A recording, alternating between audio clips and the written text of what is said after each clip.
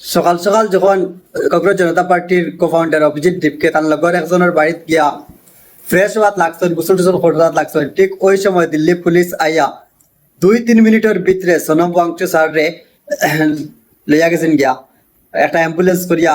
আর সাদা কাপড় দিয়ে ঘুরিয়ে লিয়া গেছেন, যে দেখা যার না, বাট তারা যেটা ভিডিও দেখা যার যে পুলিশে সিভিল ড্রেসে আইছে এবং তারা লাগে খারাপ ব্যবহার করছে, এমনকি বাচ্চা স্টুডেন্টরা লগে লাঠি চার্জও করছে এবং গালিগালাজও করছে। মতলব যতটুকু ভিডিও দেখা আর তারা আর কি কইতরা ওটা আর কি শুনিয়ার।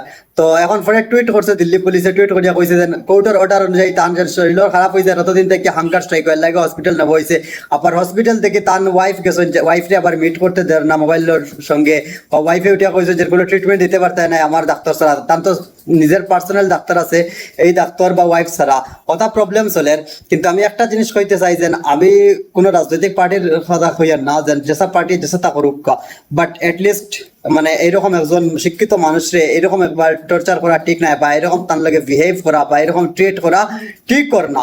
এবং দেশের কোনায় কোনায় সব স্টুডেন্টরে প্রটেস্ট করা, পুরা দেশও প্রটেস্ট চলে। বর্তমানে আমরা বরাক ভ্যালির প্রত্যেকটা কলেজও প্রটেস্ট করা ফ্রি এডমিশনের লাগিয়া। এই কয়েকদিন আগে প্রটেস্ট করছেন, মানে থার্ড সেমের ফালতু রেজাল্ট দিছে আসাম ইউনিভার্সিটি, এর লাগিয়া শিলচার অবৈধ পার্কিং আর গাড়ির রাস্তাঘাট নিয়ে দুমদাম প্রটেস্ট চলে। আর আজকে করিমগঞ্জ কংগ্রেস পার্টি থেকে রাস্তাঘাটের কারণে প্রটেস্ট করতরা, ওই যন্ত্র মন্ত্র এট দ্য সেম টাইম ফার্মারে প্রটেস্ট করতরা। আরো ফারা মানুষ হাঙ্গার স্ট্রাইক আছেন, নট অনলি সোনম ওয়াংচুক, আরো বেশি মানুষও হাঙ্গার স্ট্রাইক আছেন। ও এবারে অন্য হরিয়ানার কোন জায়গায় দেখছি আদিবাসী মানুষ, তারা আরো দেখছি মতলব পানির মধ্যে নদী বাসাইতা করিয়া নদীর মধ্যে গিয়া মানে হাঙ্গার স্ট্রাইক করতরা। আরো সাইডের দিকে পুরো দেশের কোনায় কোনায় শুধু প্রটেস্ট চলে অতখান আর কি খারাপ অবস্থা হয়েছে। যাই হোক, সরকারের বিরুদ্ধে আমার কোনো ধরনের মাত কথা নাই, সরকারের বিরুদ্ধে আমি কিছু মাতেন না।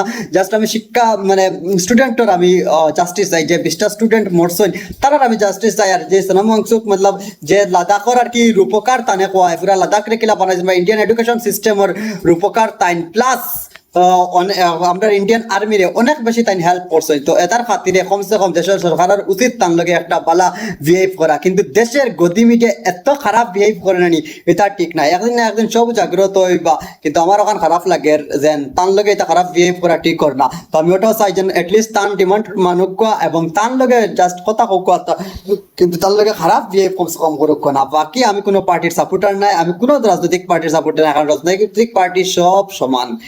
তবে আমি চাই দেশে শান্তি হোক, ফ্রি শিক্ষা পাক, ভালো শিক্ষা পাক মানুষের, এবং ভালো ফ্রি ট্রিটমেন্ট পাক, এন্ড ভালো রাস্তাঘাট হোক সবার।